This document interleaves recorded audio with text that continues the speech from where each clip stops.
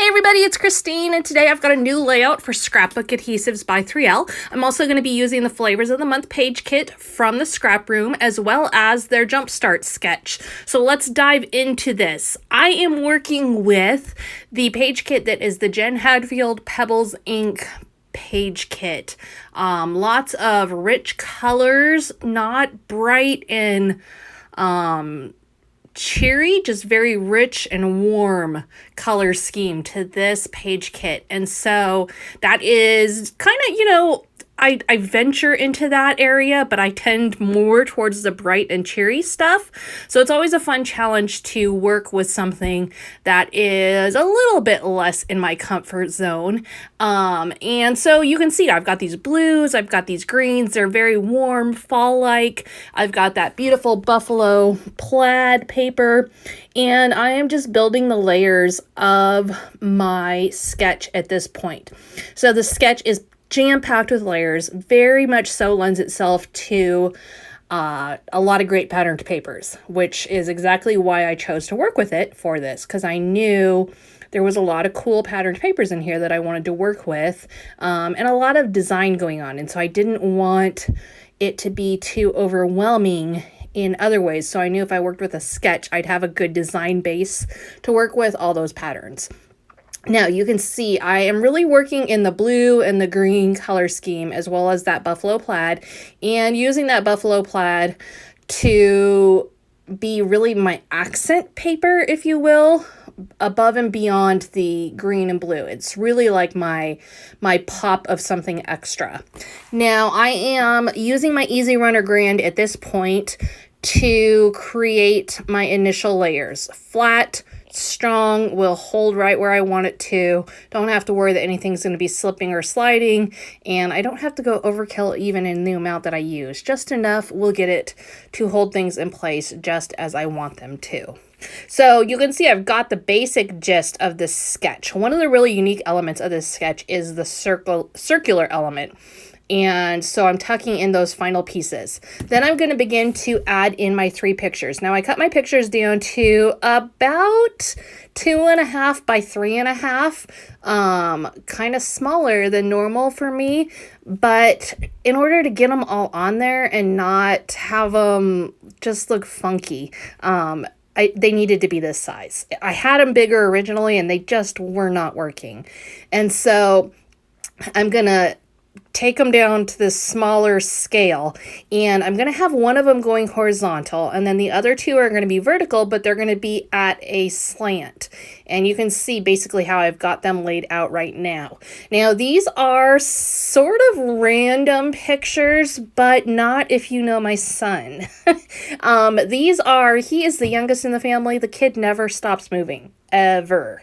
And so when he's like reading for school and stuff, he's always in like 14 different positions, and most of them are very odd. So here you can see he's like laying over the side of the love seat. He's laying over the top of the love seat. He's got his knees on the side of the love seat. He just is all over the place. And so I really wanted to record that because it's such a big part of his personality. And so, yes, no picture this time where you've got like a big, beautiful smiling face or any of that. I've got just Bo's random positions. And my title is going to coordinate nicely with that because I want to emphasize that this is just who he is. What you are seeing right now is that I am outlining things just using a black fine tip pen. And the reason I'm doing that is because, again, I've got so many patterns and designs going on here that I want things to really pop off the page. This is the technique that you see me use quite often when I've got multiple patterned papers that I'm working with. I tend to go this route just to separate things and create some dimension with that separation. Now, one thing I do encourage you to do is to do this earlier in your process. So you can see right now I've built the base of my layout and added my photographs, but I haven't done any embellishing. I haven't built my title. I haven't done any journaling. And so by doing this early on, it leaves room for me to mess up. Oops, I went off on one line. Oops, I ran over the patterned paper by accident. it allows for mistakes and then for you to go back and cover up those mistakes when you're doing your embellishing it a little bit. Now, it doesn't always work out that way. Sometimes I decide to do outlining nearly at the end of the layout. But when I do realize it early on, I've kind of trained my eye to stop and do this step. Even though I know I could do it later, do it now so that I can fix errors as they occur. Next up, I'm going to begin my title work and my embellishing, and I'm going to use these beautiful gold puffy foil stickers that came with the page kit, as well as some ephemera, and also I'm using the embellishment kit as well. So I've got both the Flavors of the Month kit and the embellishment kit, both of which contain embellishments for this specific page kit. So what I did, there wasn't really a great title within this sheet of stickers that I wanted to use. So I decided to look at it a little closer. Was there specific letters that I could spell something out with? Was there other options for me within this? So right now, I've cut out the words stay and you to use in my title. Now, I've set those there to just kind of let them ruminate, let me think on how I want them to go, if I want to add more, etc., while I do some embellishing. So I pulled out some of the ephemera, and I'm adding some of those on, both some greenery as well as some houses, and I'm adding those primarily using 3D foam squares and 3D foam circles. These just add simple dimension, and because everything at this point is flat, I knew I needed some dimension within my embellishing. Now, I feel like stay you doesn't totally make sense in the way that I want it to, so I'm going to add in another U up above. Thankfully, I had another U in the sticker sheet, so I'm going to actually have it say you stay you. And again, it just goes back to the story of he's just goofy and moves around a lot and takes all these weird seating positions. And I want to remember that. I am sure he will not be doing it in 10 years. Although he may always have some kind of funny positions, and maybe someday his spouse will tell me, oh, you're never going to believe where I found Bo sleeping today.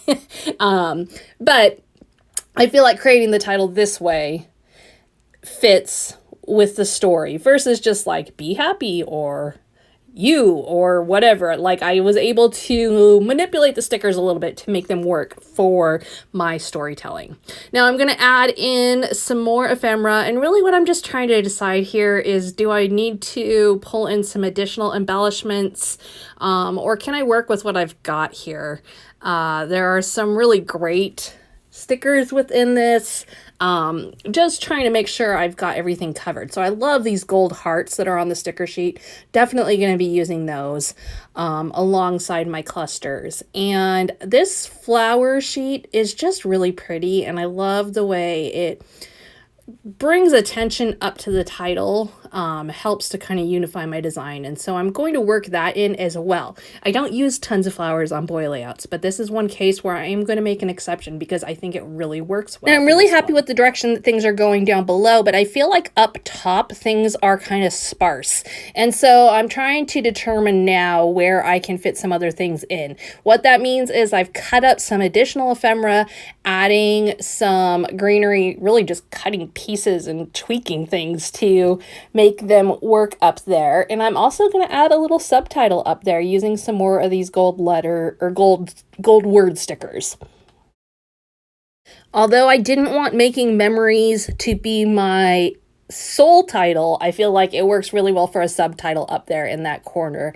And so I'm going to just work that in right up there. And you can see how much just adding that little bit of greenery and the words up there really helps to improve the quality of the layout, improve the overall design, making things not quite so sparse. Still plenty of white space, plenty of places for the eye to rest throughout the layout, but where there are design elements, they are done to enough of a level that they're satisfying to the eye. Now, the one thing that I feel like this layout is really lacking right now is texture. And so I decided to pull out my creative photo corners, which are exactly what they sound like. They're photo corners, to see if I could use them in a way along some of these lines that I've got going on to add some texture to my layout. And I had several ideas here. I thought of layers of them and creating a pointed scallop. That's probably not the right way to phrase it, but layers of points like scallops. But I didn't really like that when I played with it. And so ultimately what I decided is to just use a limited number of them along some of these long strips to add in just a little bit of texture to the layout. The whole layout has a very soft, simple feel to it. And so I didn't want to do anything that would distract from that, but only enhance that. And so just adding in these little details worked really nicely because I've already got all these circles and the flowers and the script font in there. I've got a lot of softness complementing the pictures and stuff. But the sketch itself has actually got a lot of linear elements. And so these points complement that nicely without being distracting. Like if they were black, I think they'd be really distracting. But in this case, just the simple addition of just a limited number of the white ones really plays up and adds one more special touch to the whole thing. So thank you so much for joining me today. Be sure to head over to Scrapbook Adhesives by 3L and check out close-ups of this layout. And if you aren't already a subscriber here, I would love to have you as one. We will see you again later this week with more layouts.